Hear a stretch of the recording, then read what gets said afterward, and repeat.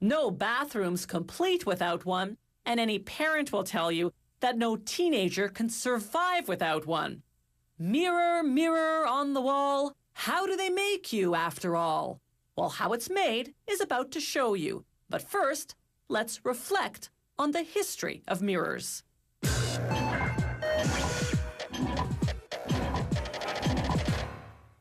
The earliest mirrors were curved pieces of highly polished metal, such as brass or bronze. They're even mentioned in the Bible.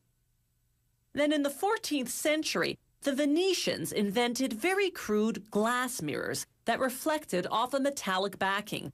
They later perfected this technique using an amalgam of tin and mercury. Eventually, the secret of mirror making spread to other cities. By 1835, a German chemist developed the silver-backed mirror that we know today.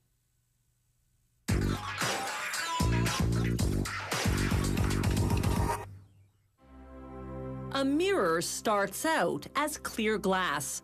A robot lays each panel horizontally on a conveyor belt, which transports it to the washing station.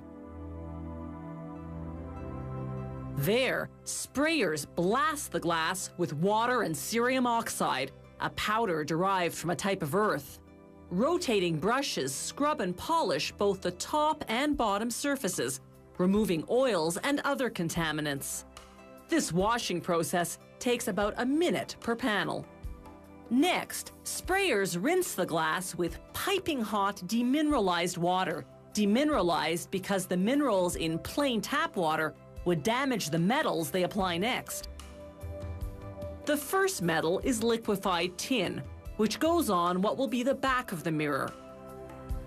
It allows the second metal, silver, to adhere because silver won't stick directly to glass. The silver is also in liquid form, mixed with a chemical activator. Within seconds of interacting with the tin, it hardens, and as it does, you begin to see a reflection. It's this silver backing that transforms clear glass into a mirror. Sprayers rinse off the excess silver, which gets recycled back into the system. The factory will seal this silver backing with 2 coats of paint. Paint by itself, however, isn't enough to protect the silver in the long term, so they first spray on a layer of copper.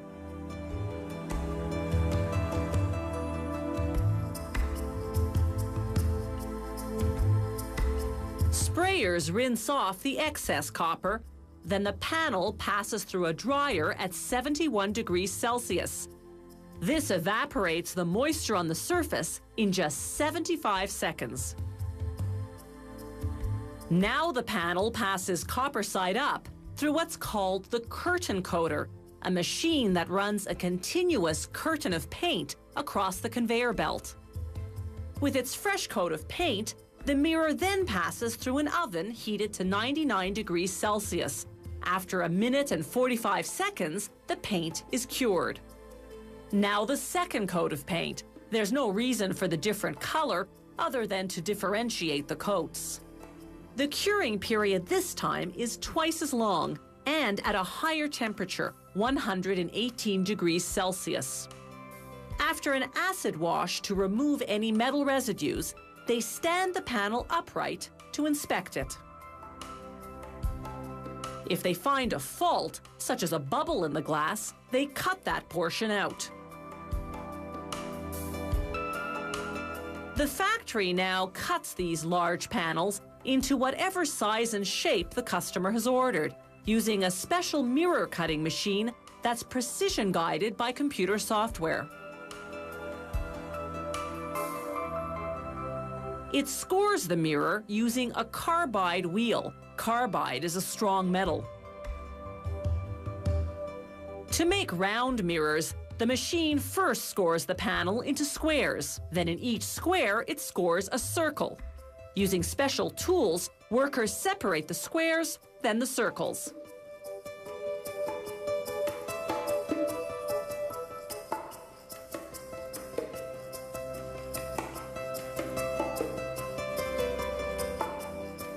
To To make beveled mirrors, they use what's called the shape bevel machine. First, it carves out the edge, then polishes it to a shine using concentrated cerium oxide, a stronger version of what they used earlier to clean the glass surface before plating it with metals. Mirror factories also ship whole panels to shops that do the cutting themselves. A fragile feat that's certainly not for the superstitious.